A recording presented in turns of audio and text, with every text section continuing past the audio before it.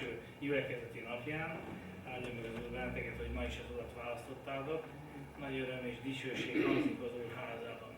Egy nagyon szép igét hoztam nektek, és máma tulajdonképpen erről fogunk beszélgetni is. A 2 Mózes 15:26. Ezt mondta a népnek. Mózes: ha figyelmesen hallgatsz Istened az örökkévaló hangjára, ha azt teszed, amit ő helyesnek tart, ha engedelmesen követed parancsait és megtartod rendelkezéseit, akkor egyetlen betegséget sem engedek hozzád férni azok közül, amelyekkel az egyiptomiokat sújtottam. Mert én vagyok az örökkévaló, aki meggyógyítalak téged. Halleluja!